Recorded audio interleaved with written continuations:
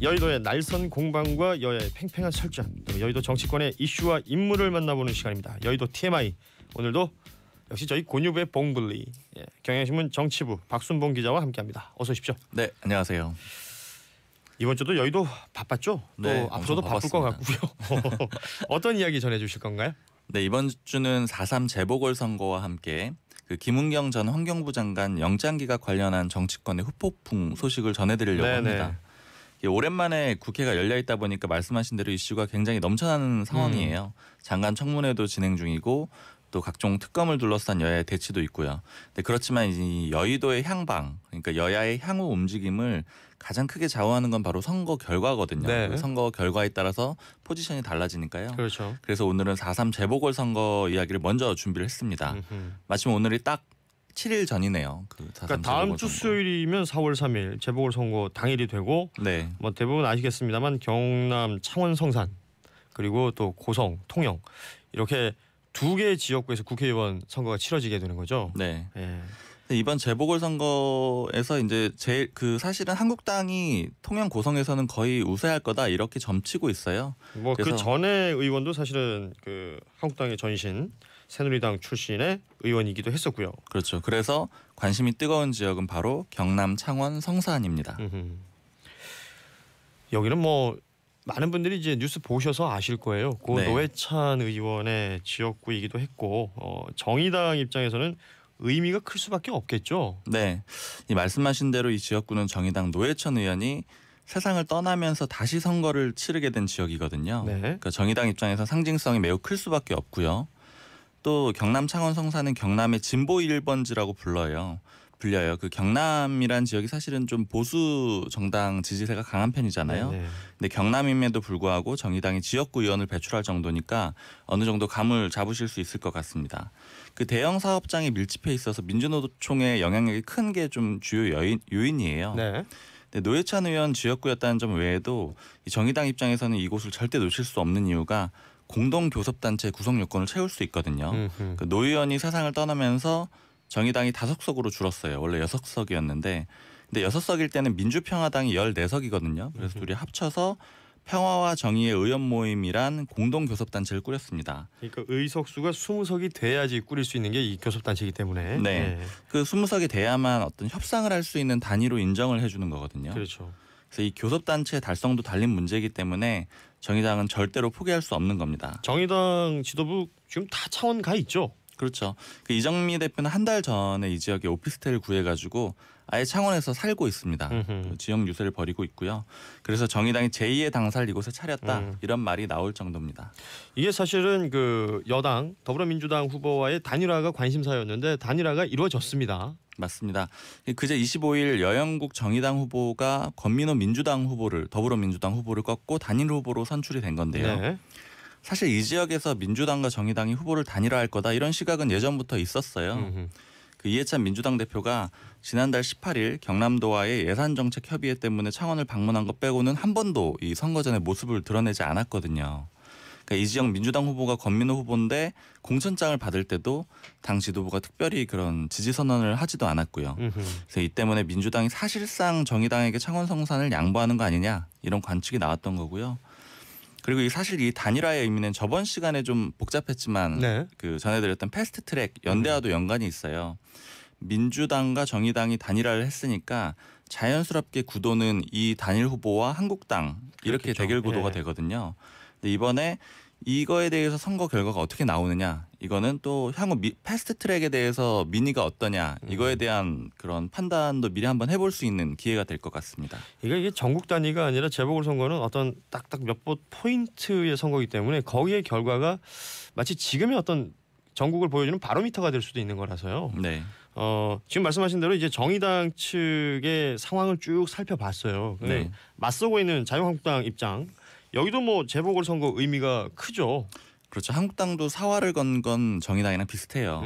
앞서 정의당 이정미 대표가 창원 성산에 내려가서 아예 살고 있다고 했는데 사실 황 대표도 열흘 전쯤부터 이 창원에서 오피스텔을 얻어가지고 서울로 안 올라오고 있거든요. 그렇죠. 황교안 대표도 뭐 방 얻었다는 얘기가 뉴스에 나왔어요. 네, 부인까지 같이 내려가서 함께 살고 있어요. 그래서 황 대표에게는 이게 사실 평가전입니다. 이번 재보궐선거가. 이 통영 고성은 한국당이 유리하다고 했으니까 이제 두 석 중에 과연 창원 성산의 선거 결과가 어떻게 되느냐 이게 바로 황 대표의 성적이 되는 셈인데요. 지금 한국당은 전당대회 끝난 지가 얼마 안 돼가지고 황 대표 체제에 되게 순응하고 있는 것처럼 보여요. 그렇지만 사실 의원들의 속내는 내가 당신과 함께 내년 총선을 치를 수 있을까? 당신과 함께 승리를 다시 내가 의원이 될 수 있을까? 이걸 굉장히 판단하기 위해서 속으로 고민을 하고 있거든요. 각각의 의원들은 또 자기 밥그릇 챙기느라 또 바쁜 거죠, 사실은. 그렇죠. 네. 그래서 요번 평가전이 어떻게 되느냐에 따라서 지도부의 그런 지도력, 그러니까 리더십 자체가 흔들리느냐 아니면 더욱 굳건해지느냐 이런 차이가 있거든요. 네. 먼저 좀 분위기를 물어봤는데 어제 한국당 부산 지역 의원 한 명 만났는데 부산 지역? 네. 긍정적으로 분석을 하더라고요. 뭐 통영 고성은 뭐 당연하고 창원 성산도 이길 수가 있을 것 같다 이렇게 하는데 왜 그러냐 이렇게 물어봤더니 부울경이라고 하죠. 부산, 울산, 경남. 네. 이 분위기가 완전히 뒤비졌다. 사투리인가요? 뒤비졌다 이렇게 얘기를 하시더라고요. 깜짝 놀랐네요. 뒤집어졌다는 얘기죠. 네. 예전 탄핵 때랑은 좀 비교할 수 없는 분위기다 이렇게 설명을 했습니다. 그러니까 한국당 내부의 분석입니다. 그리고 네. 지금 뭐 여론조사 결과나 여러 가지 상황들 보면은 뭐 그러니까 단일화가 이루어진 이후에는 정의당 여영국 후보가 약간은 앞서는 걸로 그 여론조사 뭐 결과들은 나오고 있는데 그렇죠. 뭐 사실은 그 폭이 그렇게 크지는 않아요. 네. 그러니까 선거 당일까지 지켜봐야 할 것으로 보이는데 단일화 이전에 그 두 후보 네. 단일화하는 대상 두 후보를 합치면은 당연히 한국당 후보를 넘어섰죠. 그렇죠. 그런데 이제 그게 어느 정도까지 또 흡수를 해낼 수 있느냐도 관건일 것 같아요. 당시에는 뭐 단순한 더하기였으니까 네. 이게 또 어떤 화학작용을 일으킬지 봐야 될 것으로 보입니다. 네. 자, 후보를 한번 살펴볼게요. 먼저 정의당의 단일화 후보로 확정이 됐죠. 여영국 후보. 어찌 보면 좀 일찍 그 후보로 확정이 됐던 분이기도 합니다. 네. 이 노동계 출신 인물이에요. 진보정당에서 그야말로 한우물만 판 사람입니다. 네. 그 민주노총 금속노조 조직국장을 맡았고 2010년에는 진보정당 소속으로 2014년에는 민주노동당 소속으로 경남도의회 의원으로 당선이 됐어요. 2014년 선거 때는 이게 여 후보가 거의 유일한, 그러니까 거의가 아니죠. 전국 유일의 진보정당 소속 선출직 광역의원으로 기록이 네네. 되기도 했습니다. 고 노회찬 의원이 2016년 총선에서 경남 창원에 출마하도록 이끈 것도 여영국 후보였다고 해요.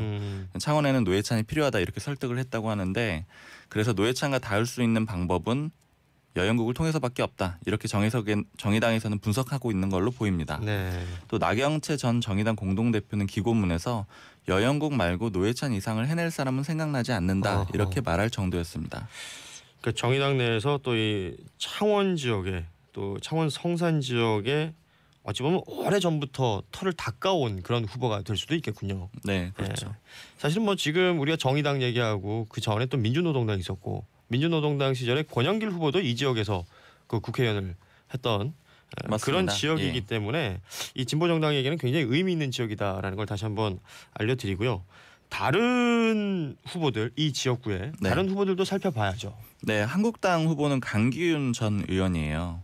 이게 방금 말씀하신 대로 이 지역은 권영길 전 민주노동당 의원이 이렇게 17대, 18대에 당선됐었던 지역이거든요. 다들 기억하실 거예요. 살림살이 좀 나아지셨습니까? 이거 네. 하셨던 분이니까. 예. 그리고 이제 기억하시겠지만 20대 때는 노회찬 의원이 당선이 됐던 그렇죠. 거고요. 그럼 19대 때는 누구였냐? 그게 바로 강기윤 전 의원입니다. 한국당 소속이죠. 네. 이 강기윤 후보는 이 지역에서 18대부터 도전을 해왔어요. 18대 때는 권영길 전 의원에게 패배했던 거고, 근데 19대 때는 당선이 됐던 건데, 근데 그때 과정들을 보면은 그 단일화가 되느냐 안 되느냐, 그러니까 진보정당 쪽에서 단일화가 되느냐 안 되느냐에 따라서 승패가 갈렸거든요. 네. 이 19대 때 진보신당에서는 김창근 후보가 나오고, 그다음에 통합진보당에서 손석형 후보가 나와서 진보정당 후보가 2명이었어요. 그래서 결과적으로는 강기훈 후보에게 패배했고요. 이제 다른 정당, 나머지 기타 정당들도 좀 보면 이때 나왔던 그때 19대 때 나왔던 손석형 후보가 이번에는 민중당 후보로 출마를 그렇죠. 하고요. 바른미래당에서는 이재환 후보가 출마를 합니다. 자, 창원 성산 이 지역 한번 눈여겨 보셔야 될 것 같아요.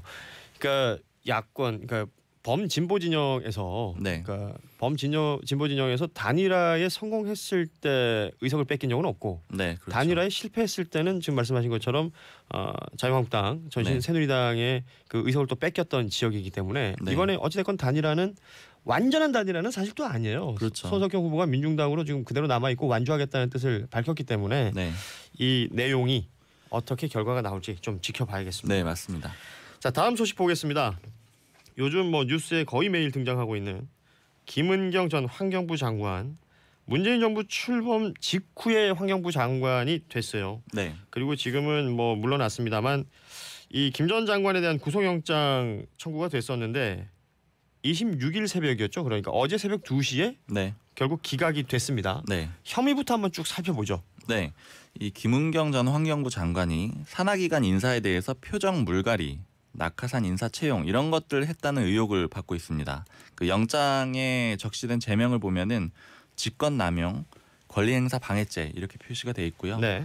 이 검찰이 확보한 내용, 검찰 주장대로 좀 살펴보면 김 전 장관이 이전 장관에서 임명됐던 사람들이 있잖아요. 이 사람들한테 사퇴 압박을 했다는 겁니다. 그러니까 그 전 정권부터 남아있던 공무원들을 얘기하는 거고 또 뭐 공무원 혹은 공공기관의 장 뭐 이렇게 그렇죠. 얘기를 해야겠죠. 네, 네. 박근혜 정부 사람들이죠. 음흠. 한마디로. 그리고 또 지난해 7월 그리고 10월 두 차례에 이뤄진 환경부 산하기관 환경공단의 상임감사 공모가 있었거든요. 네. 근데 이때 청와대가 낙점한 인사에게만 좀 사전에 유리하게 면접 자료랑 질문지를 건넸다. 이런 정황도 검찰이 발표를 했습니다. 네. 이 소식도 전해드렸었죠. 이것도 뭐 보도가 됐으니까요. 네. 네. 그리고 이제 이 압박하는 방식을 보면은 블랙리스트로 불리는 문서가 있었다는 건데 문재인 정부 출범 이후에도 환경부 산하기관 임원들의 이름과 임기, 사표 제출 여부, 반응 이런 것들을 담은 문서를 좀 정리를 했다는 거예요. 이걸 블랙리스트라고 좀 주장을 하는 거고 물론 뭐 정부 여당에서는 블랙리스트가 아니고 체크리스트라고 표현을 체크리스트라고 했었죠. 했었죠. 네. 그래서 현직이 아닌 전직 장관이긴 하지만 이 문재인 정부 출신의 1기 첫 내각 장관의 구속 여부이기 때문에 굉장히 집중이 됐어요. 사실 김 전 장관이 만약에 유죄 판결을 받게 된다. 그러면 현 정부에는 엄청난 부담이 될 수밖에 그렇죠. 없습니다. 뭐 문재인 정부는 또 촛불로 탄생한 정권이기도 하고 이 수사가 또 이어질 수밖에 없잖아요. 김 전 장관 끝이 아니고 다음으로 또 국정농단 사태로 인해서 정권 교체가 이뤄졌는데 이런 인사 부정이 불거지면은 좀 이전 정부와 다를 게 없는 거 아니야? 이런 국민들의 실망감이 생길 수도 있습니다. 그렇겠죠. 네. 지금 검찰은 김 전 장관이 신미숙 청와대 균형인사비서관과 공모한 것으로 보고 있는데 만약 이렇게 되면은 이게 맞다면 전직 장관 한 명 문제가 아니라 청와대까지 연루가 되다 보니까 이 경우에는 또 신뢰도가 더욱 큰 타격을 입을 수밖에 없게 됩니다. 그렇습니다. 검찰에서는 지금 이런 혐의들로 들여다보고 있는 거예요. 그리고 구속영장을 청구했는데 법원에서는 기각을 한 거죠. 네. 기각 사유에 대해서도 지금 많이 얘기가 되고 있죠. 네. 그러니까 이례적으로 법원이 영장 기각 사유를 좀 조목조목 밝혔다 이렇게 얘기들 하는데 저도 그래서 궁금해서 읽어봤는데 딱 보니까 여태까지 본 것 중에 가장 길다 이런 진짜 생각을 길더군요. 네. 했어요. 네. 이 보통 영장 발부나 기각 사유 같은 것들은 그 법원 출입 기자들한테 문자로 오는데 문자 메시지 안에 들어갈 정도로 굉장히 짧게 오거든요. 그렇죠. 그래서 좀 저도 이게 제 그냥 인사인가 싶어서 좀 과거의 발부 사유들을 좀 찾아봤는데 제일 짧은 거는 6자더라고요. 도망할 염려. 이게 띄어쓰기까지 하면은 6자. 이렇게만 발부 그 사유를 띄어쓰기까지 설명한 해서 경우도 있고. 6자예요? 네. 그렇죠. 그리고 뭐 대부분 20자 안쪽이었어요. 그러니까 이게 뭐 도망 우려, 뭐 증거인멸 우려, 뭐 이런 것들이 거의 그렇죠. 대부분이죠. 네, 네. 피의 사실이 소명이 되느냐 안 되느냐 뭐 이런 정도만 표시를 하는데요. 근데 어제 기각 사유는 뭐 여러 사정이나 피고인의 방어권 등에서 언급을 했습니다. 제가 글자 수를 좀 보니까 약 700자가 좀 안 되더라고요. 이걸 뭐 5자니 6자니 700자니 세고 있었어요, 이걸? 이제 프로그램에 넣으면 한 번에 쫙 나옵니다. 글자 수가. 그래서 이례적으로 길었다고 볼 수는 있을 것 같아요. 그래서 좀 내용을 살펴보면 그 최순실 일파의 국정농단과 당시 대통령 탄핵으로 인해 공공기관에 대한 인사권이 적절하게 행사되지 못했던 사정을 고려해야 한다 이렇게 설명을 하고 있는데 좀 요약하면 그 김은경 전 장관이 한 인사는 정당한 인사권 행사라고 볼 수가 있다. 네. 그리고 또 위법성 인식이 희박해 보인다 이런 등의 이유를 들었습니다. 그러니까 뭐 당시 일종의 적폐청산의 한 과정이다. 뭐 이렇게 보는 견해도 있다는 얘기를 하는데 네. 뭐 지금 말씀하신 것처럼 이번 기각 사유를 법원에서 이렇게 길게 네. 쓴 걸 굉장히 이례적이라고 볼 수 있는데 왜 이렇게 이례적인 행동을 법원이 했을까? 네. 이것도 좀 보고 싶어요. 네, 저도 궁금해서 어제 평소 알고 지내던 판사 한 분한테 이 문제를 물어봤는데 물론 이 당사자가 아니라서 뭐 정확한 그 이유, 의도는 모르겠다고 얘기를 하면서도 좀 다른 얘기, 그러니까 불만을 좀 얘기를 하더라고요. 네. 그러니까 최근에 사법농단 이런 사건 같은 것들로 인해서 사법부의 그런 신뢰성이 많이 떨어졌잖아요. 그러다 보니까 재판 결과 등에 대해서 불만을 많이 제기하는 흐름이 있고 그렇겠죠. 이런 것들을 판사들이 의식을 하고 있고 재심 청구하는 그 숫자가 엄청 늘었다 그러더라고요. 네. 예. 그리고 특히 정치적인 사건 같은 경우에는 정치적 성향에 따라서 판사들의 판결을 좀 해석하거나 이런 흐름들이 있잖아요. 그리고 소위 뭐 진보냐 보수냐 이렇게 따질 때 그렇죠. 그리고 특히 정치권 같은 경우에는 스피커가 세다 보니까 아주 뭐 반발을 하잖아요. 아하. 이런 분위기를 굉장히 불편해하고 염두에 두고 있는 분위기다 이렇게 얘기를 하더라고요. 그래서 아무래도 이런 것들을 의식을 해서 사전에 좀 논란을 줄여보겠다는 그런 의지로 보입니다. 뭐 여야의 입장차는 당연히 다를 텐데 어때요? 네. 좀 짧게 좀 정리를 해주시죠. 네, 아주 짧게 정리하면은 둘 다 불만이 많은데 자 민주당은 이게 대상만 다릅니다. 민주당은 영장을 청구한 검찰의 불만이 많고 왜 이런 걸로 시비 거느냐 이런 불만이고요. 그렇죠. 한국당은 기각한 법원에 불만이 있습니다. 이걸 법원에서 기각하면 어떡하냐? 당연히 따져야 되는 것이지. 네, 맞습니다. 예. 뭐 대표적으로 보면 우상호 민주당 의원은 그제 라디오에 나와서 몇 개월 전까지 장관하던 분을 도주 우려가 있는 사람으로 몰아서 구속영장 청구하는 건 너무 과하다 이렇게 얘기를 했고요. 반대로 한국당 나경원 원내대표는 어제 김 전 장관 구속영장 기각은 한마디로 청와대 압박이 제대로 작동한 결과다 이렇게 평가를 했습니다. 그러니까 뭐가 됐든 아무거나 갖다 놔도 여야는 완전히 반대로 보는 것 같아요. 그렇죠. 네. 오늘 우리 박순봉 기자의 방송을 들으시고 항상 정치 뉴스는 복잡하고 어려워서 그냥 넘기곤 했었는데 순봉 기자님 설명에 조금은 알게 되네요. 감사해요. 2024님이. 2024님 너무 감사합니다. 보람 있네요. 그리고 5883님이 디비 졌다에 빵 터졌네요. 웃겨서 디비 졌어요. 라는 문자 메시지도 또 감사합니다. 자, 지금까지 봉블리 경향신문 정치부 박순봉 기자였습니다. 고맙습니다. 네, 다음 주에 뵙겠습니다.